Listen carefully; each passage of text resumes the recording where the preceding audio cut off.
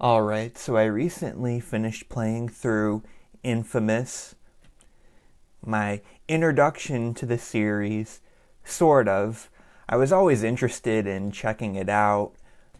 I remember watching my roommate in college play a bit of Second Son on PS Now, which I believe doesn't exist anymore, but if you don't know what it is, it was early cloud gaming for PlayStation.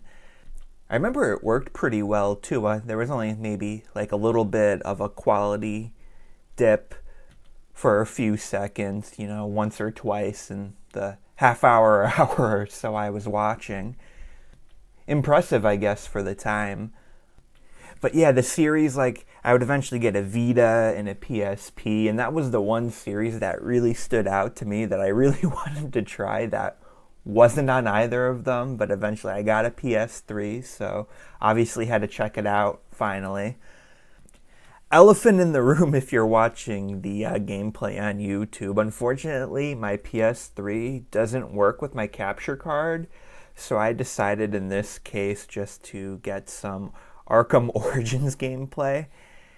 Completely unintentional that I forgot that the electric gauntlets even existed. So it's kind of funny I picked the game that had them, considering, Infamous is considered a superhero game with you having electrical abilities. So it was a little more connected than I was even initially thinking. Speaking of that, though, like going into this game, I was honestly expecting something pretty similar to Arkham City. The big thing that sort of threw me off from those initial expectations, though, is I was expecting, maybe something a bit more beat 'em up or hack and slash esque combat. Not at all like that. It's a bit closer to a third person shooter, which the PlayStation 3 certainly didn't have any shortage of. Which, I like them. I mean, this game too. I'm not very good at third person shooters, but at least on easy difficulty, I felt like it was pretty forgiving, especially when you have, different electrical abilities to sort of help you through. I personally prefer more melee focused combat though, especially like when I said there's no shortage of games to give you that third person shooter experience exclusively on, PS3. Thinking of me also recently playing through Uncharted and Ratchet and Clank, to name a couple. This game does have a bit of a focus on parkour, but it's a bit different than something that was really snappy and clean like Uncharted. Like, I feel like we've all probably at some point, if you've played a lot of games, reached a mountain or hill that you want to climb and you're not sure if you're really supposed to climb it, but then you just sort of spam jump up, sort of carrying that momentum, hoping it doesn't get, a little extra sleep and send you sliding all the way back down. I feel like the parkour in this game almost feels like a refined version of that in a strange way, but it works well and it's pretty fun. I'll admit you do quite a bit of it if you're going for completion and specifically getting batteries. And I was a little worried early on because, and maybe this was more of my own doing, but I just remember early on when they sort of introduced, the battery upgrades and that, it got a little fatiguing. I may have, just gotten a little too deep into it. But after that session, when I came back next time and I sort of bounced it out a little more with side missions and regular missions, it wasn't that big of a deal anymore. I wound up not going for collectible completion, though, in general.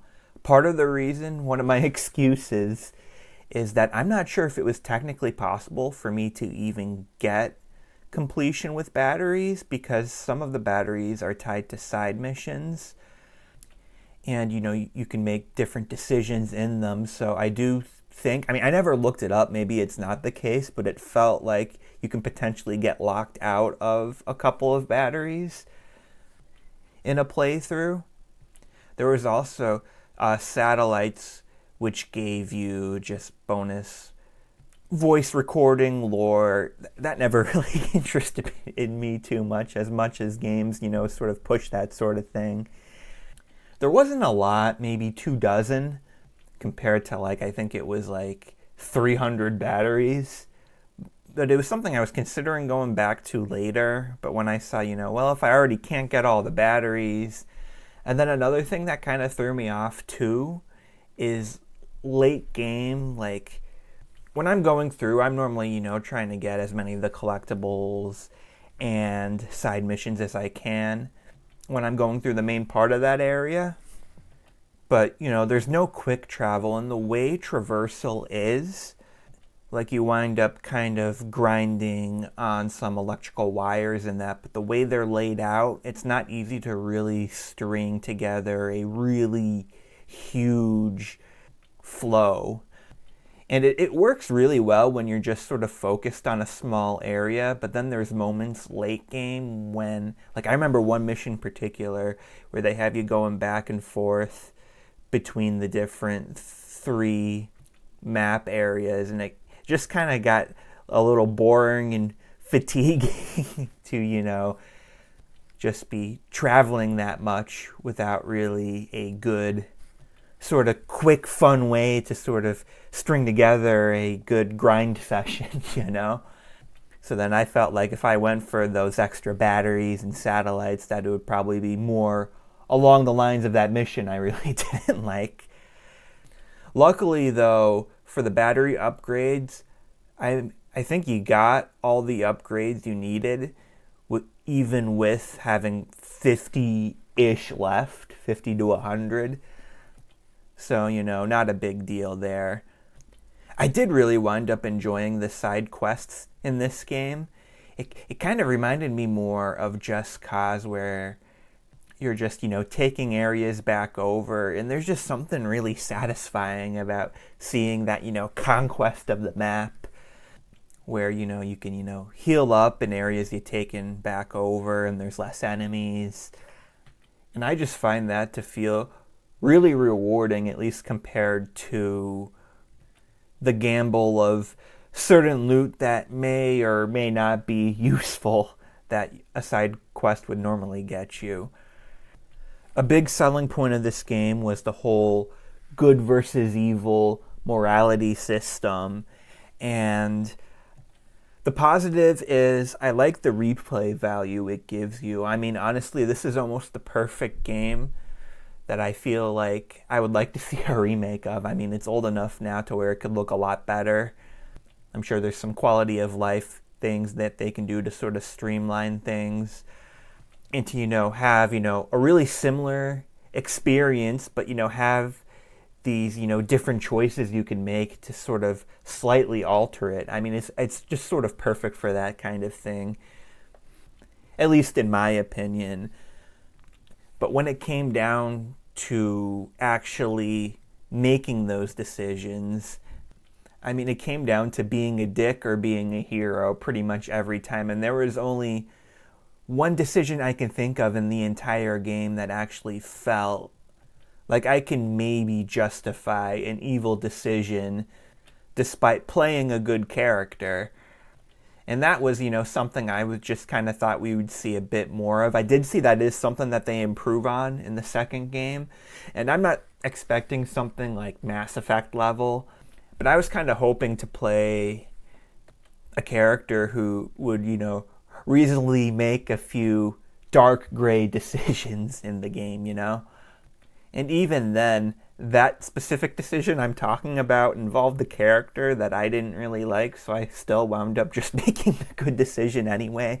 That's one thing I will say with the game is that I did like the villains, but some of the side characters and allies I didn't like so much. I didn't think they were, really interesting or likable or anything, in my opinion. But yeah, like I said, overall the system and having, some slightly altered abilities between playing a good or bad character and some different side missions, and I would assume, certain main story missions, particularly ones that you probably get trophies around, would, play out a little differently. Maybe a different ending I would think. Speaking of the ending, though, I'm not going to spoil anything. What I will say is that I did enjoy that there was a big twist right at the end. And I thought it was a really fun one and almost perfect in terms of not being, too out there and unbelievable, but also not being big enough on the radar to really be expected. The story besides that was pretty solid. But yeah, I'm pretty happy and satisfied with my playthrough here. Gonna take a bit of a break and hopefully come back relatively soon. I feel like I say that a lot when I cover a game. I feel like there's another handful of games that I've said, I'm gonna go back to soon, and I haven't yet. But I'm looking forward to it when it eventually does happen. Like I said, hopefully it looks a little better, refines that morality system a bit. I do also hope, and I think I did see that they did do this as well, that you don't sort of start on ground zero for your different superhero abilities. And maybe that's why I got a little fatigued with collectibles early on, because like I said, that was early on when that happened, before I had a lot of the different abilities to maybe enhance traversal and just general gameplay a bit more. So yeah, I hope it doesn't take as long to feel a bit less like a parkour third-person shooter and a bit more like the superhero game that I heard that this was.